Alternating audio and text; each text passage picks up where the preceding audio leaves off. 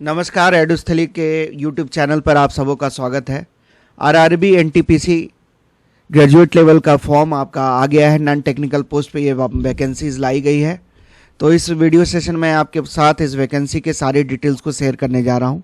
आप वीडियो को अंत तक जरूर देखें और अगर आप चैनल पे पहली बार आए हैं तो चैनल को सब्सक्राइब अवश्य कर लें ताकि आपको भी जो लेटेस्ट गवर्नमेंट वैकेंसीज है उसका अपडेट्स मिलता रहे।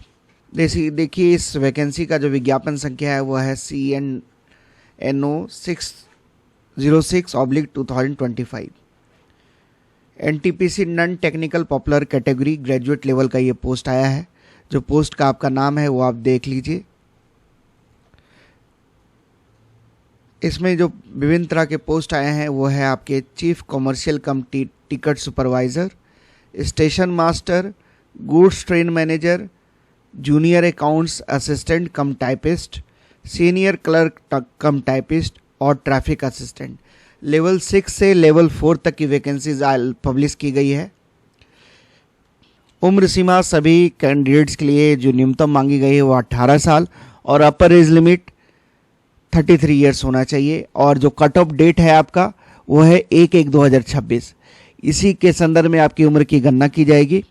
देखिए, जो टिकट सुपरवाइज़र में जो टोटल वैकेंसीज है वो है सारे आरआरबीज को मिला के 161, स्टेशन मास्टर में 615 पद, गुड्स ट्रेन मैनेजर में 3416 पद। सबसे ज़्यादा वैकेंसीज जीटीएम की ही आपको देखने को मिल रही है। फिर जूनियर अकाउंट्स असिस्टेंट कम टाइपिस्ट के 921 पोस्ट, सीनियर क्लर्क कम टाइपिस्ट के 638 और ट्रैफिक असिस्टेंट के 59 पोस्ट। तो कुल मिलाकर 5810 वैकेंसीज पब्लिश की गई है। ये सारी वैकेंसीज मैं बता रहा हूँ आपको, सभी आरआरबीज की कंबाइंड जो वैकेंसीज है उसको मिला के 5810 वैकेंसीज आपकी पब्लिश की गई है। जहाँ तक पे लेवल की बात रही तो आप देख लीजिए, इसमें आपको चीफ कमर्शियल कम टिकट सुपरवाइज़र में लेवल 6 का पे स्केल रहता है। 35,400 आपकी बेसिक तनख्वाह रहती है। स्टेशन मास्टर में भी 35,400 आपकी बेसिक इनिशियल सैलरी रहेगी। गुड्स ट्रेन मैनेजर में लेवल 5 की सैलरी मिलती है आपको। 29,200 रुपये आपकी बेसिक स्टार्टिंग सैलरी रहेगी। जूनियर अकाउंट्स असिस्टेंट कम टाइपिस्ट बेसिक सैलरी आपका 29,200। सीनियर क्लर्क कम टाइपिस्ट लेवल 5 की वैकेंसी का पे स्केल इसमें भी रहता है 29,200। इसमें भी आपका इनिशियल पे रहेगा बेसिक। और ट्रैफिक असिस्टेंट ये लेवल 4 का सैलरी मिलता है। इसमें 25,500 रुपये आपकी इनिशियल बेसिक सैलरी बनती है। मेडिकल स्टैंडर्ड्स अलग अलग है। इसमें B2 है पोस्ट नंबर 1 में, बाकी में A2 फिर C2 और फिर A2। अब आप इम्पॉर्टेंट डेट्स को जान लीजिए। देखिए, एम्प्लॉयमेंट न्यूज़ में ये आपको 4/10 को पब्लिश हो गया था। ओपनिंग डेट है ऑनलाइन एप्लीकेशन का 21 अक्टूबर से आप फॉर्म भरना स्टार्ट हो गया है। क्लोजिंग डेट है जब तक आप फॉर्म भर सकते हैं वो है 20 नवंबर 2025। रात्रि के 11:59 तक आप फॉर्म भर सकते हैं, बट आप लास्ट डेट का इंतज़ार ना करें, जल्द से जल्द आप अपना फॉर्म भर दें। और लास्ट डेट जो एप्लीकेशन फ़ी पेमेंट का रखा गया है वो है 22 नवंबर ही। अगर फॉर्म में कुछ गलती हो जाती है तो उसको सुधारने के लिए आपको जो एडिट विंडो है वो ओपन रहेगा 23 नवंबर से 2 दिसंबर 2025 तक।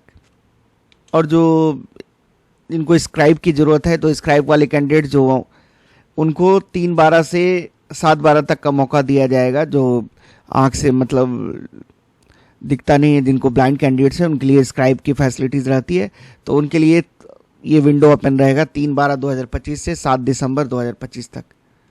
2-3 चीज़ें मैं बता दूं कि आवेदन आपको ऑनलाइन मोड में ही होगा। इसमें जो अपेयरिंग कैंडिडेट्स हैं वो फॉर्म नहीं भर सकते हैं, ये आप ध्यान रखिएगा। और आपको एक ही रेलवे रिक्रूटमेंट बोर्ड का चयन करना है। मल्टीपल्स रेलवे रिक्रूटमेंट बोर्ड में आप अप्लाई नहीं कर सकते हैं, ये भी आप ध्यान रखेंगे। अगर आप ऐसा करते हैं तो आपकी कैंडिडेचर जो है डिस्क्वालीफाई कर दी जाएगी और फ्यूचर में भी जो कभी रेलवेज का रिक्रूटमेंट प्रोसेस होगा उसमें भी आपको आवेदन करने से रोक दिया जाएगा। देखिए, जब आप इनिशियल जो इसका रजिस्ट्रेशन का प्रोसेस है उसमें आपको अपना अकाउंट क्रिएट करना होता है, तो उसमें आपको मोबाइल नंबर और ईमेल आईडी देनी होती है। तो आप वैसा मोबाइल नंबर और ईमेल आईडी दें जो कि आपका एक्टिव रहेगा इस पूरे रिक्रूटमेंट प्रोसेस के दौरान। इसका आप ध्यान रखेंगे क्योंकि मोबाइल नंबर और ईमेल आईडी में आप चेंजेस नहीं कर सकते हैं बाद में। भी। जो एडिट विंडो के समय ये 2 चीज़ छोड़ के बाकी चीज़ आप सुधार सकते हैं, बट ये चीज़ नहीं सुधरेगी आपकी। देखिए ऑनलाइन मोड में आपका एग्ज़ाम होता है इसमें, ठीक है, मल्टीपल शिफ्ट्स में ये एग्ज़ाम होता है, ये मैं आपको अब बताऊंगा। नॉर्मलाइजेशन की भी प्रक्रिया अपनाई जाती है इसमें, साथ साथ नेगेटिव मार्किंग का भी इसमें प्रोविज़न है। 1/3 मार्क्स आपके डिडक्ट हो जाते हैं। जो कंप्यूटर बेस्ड टेस्ट होगा आपका, उसमें नेगेटिव मार्किंग का प्रोविज़न है। रॉन्ग आंसर के लिए 1/3 मार्क्स आपके डिडक्ट कर लिए जाएंगे। जो कैंडिडेट्स पहले से कहीं गवर्नमेंट सर्विस में हैं उन्हें एनओसी अप्लाई कर देना होगा और नो ऑब्जेक्शन सर्टिफिकेट लेके ही वो फॉर्म भर पाएंगे। जो शेड्यूल कास्ट और जो शेड्यूल ट्राइब के कैंडिडेट्स हैं उनको स्लीपर क्लास में फ्री आपका ट्रैवल फैसिलिटी प्रोवाइड की जाती है एग्जामिनेशन सेंटर में अपीयर होने के लिए, तो उनके लिए फैसिलिटीज़ हैं, बाकी के लिए नहीं है। देखिए A2, B2 और C2 जो मेडिकल स्टैंडर्ड्स है वो यही रहता है। इसको आप स्क्रीनशॉट लेके इसको आप देख लीजिए कि इसमें आप फिट हैं कि नहीं है।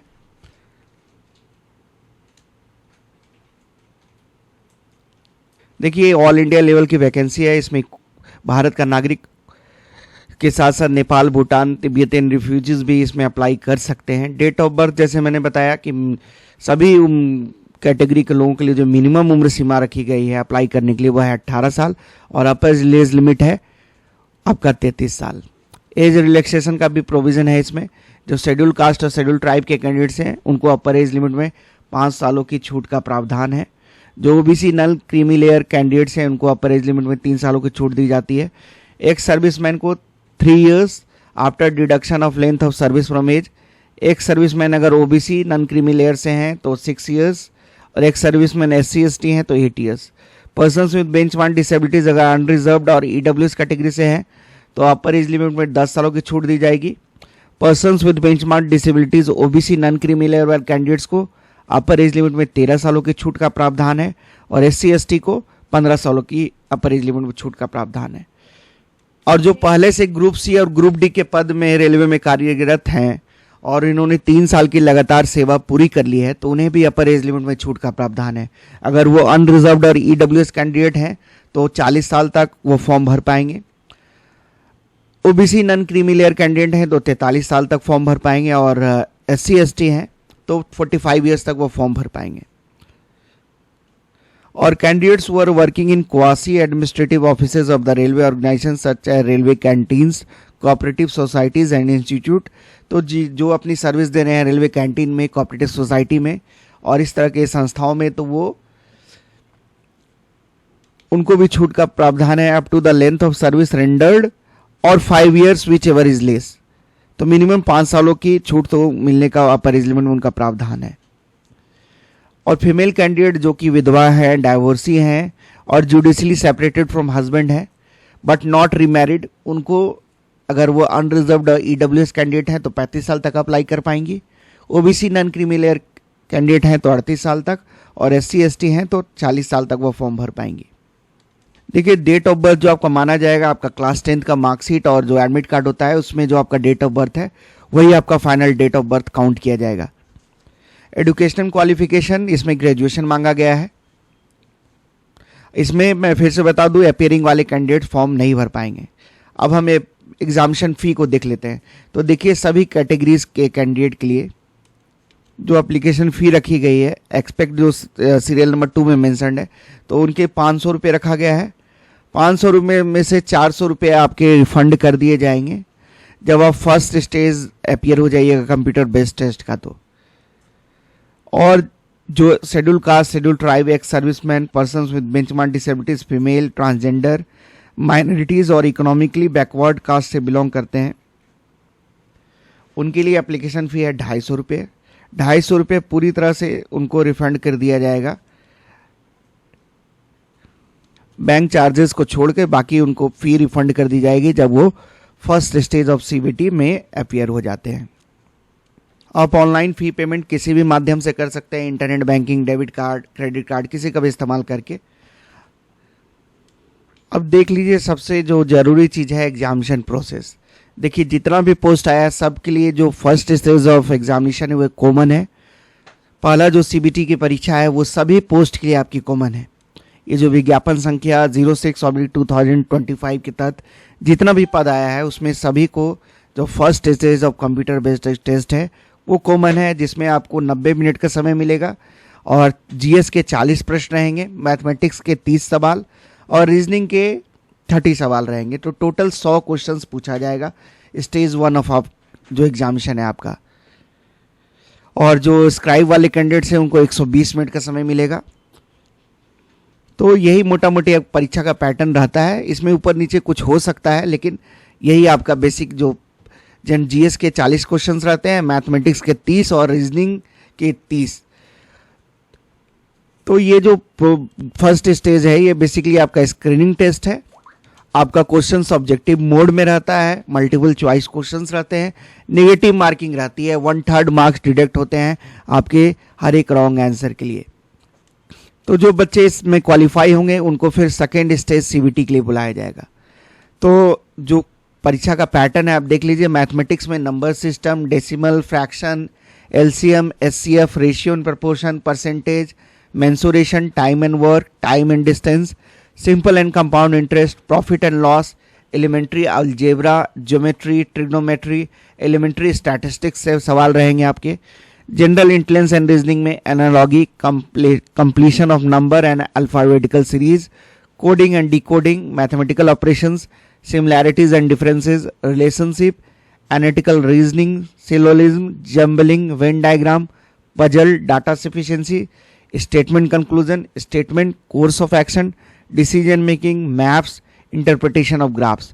और जीएस में जैसे आपको पता होगा history, geography, polity, economics, current affairs, इन सारी चीज़ों से, जनरल साइंस, इन सारी चीज़ों से आपका प्रश्न देखा जाएगा। इवन कंप्यूटर्स के भी सवाल रहेंगे। देखिए मिनिमम क्वालिफाइंग परसेंटेज भी है इसमें। अनरिजर्व के लिए 40%, ईडब्ल्यूएस के लिए भी 40% है, ओबीसी नॉन क्रीमी लेयर के लिए 30%, एससी के लिए 30% और एसटी के लिए 25%। फिर आपका जो इसमें क्वालिफाई करेंगे उनको second stage computer based test के लिए बुलाया जाएगा। माइनर चेंजेस है इसमें, बस जीएस का जो सवाल है उसमें 50 हो जाता है, 35 क्वेश्चंस मैथमेटिक्स के पूछे जाते हैं और रीजनिंग के भी 35 क्वेश्चंस रहते हैं। फर्स्ट स्टेज में जहां 100 क्वेश्चंस थे, यहाँ क्वेश्चंस की संख्या बढ़ जाती है। इसमें 120 क्वेश्चंस आपको पूछे जाते हैं। नेगेटिव मार्किंग यहाँ भी रहता है। यहाँ भी आपका जो स्टेज सेकंड है उसमें ऑब्जेक्टिव नेचर का ही प्रश्न पूछा जाएगा। सिलेबस वही सेम है आपका, जो आपका फर्स्ट स्टेज में था वही यहाँ पे भी आपका कॉमन सिलेबस है। इसमें भी मिनिमम क्वालिफाइंग मार्क्स वही है। देखिए कुछ जो पोस्ट है इसमें ना, उसमें आपको टाइपिंग टेस्ट का प्रोविज़न है आफ्टर सेकेंड स्टेज सीबीटी, और कुछ में आपका एप्टीट्यूड टेस्ट का प्रोविज़न है। स्टेशन मास्टर और जो ट्रैफिक असिस्टेंट है उसमें एप्टीट्यूड टेस्ट होगा आपका, और बाकी टाइपिंग टेस्ट होगी। जो junior accounts assistant, senior clerk वाला जो पद था उसमें आपको टाइपिंग टेस्ट से गुजरना होगा आफ्टर सेकेंड स्टेज सीबीटी। और बाकी जो पोस्ट है उसमें फिर आपका सेकेंड स्टेज सीबीटी के बाद आपको डॉक्यूमेंट वेरिफिकेशन होगा, मेडिकल होगा और फाइनली आपकी मेरिट लिस्ट बनेगी। कंप्यूटर बेस्ड एप्टीट्यूड टेस्ट जो है सीबीएटी, वो स्टेशन मास्टर और ट्रैफिक असिस्टेंट के लिए कंडक्ट करवाया जाएगा।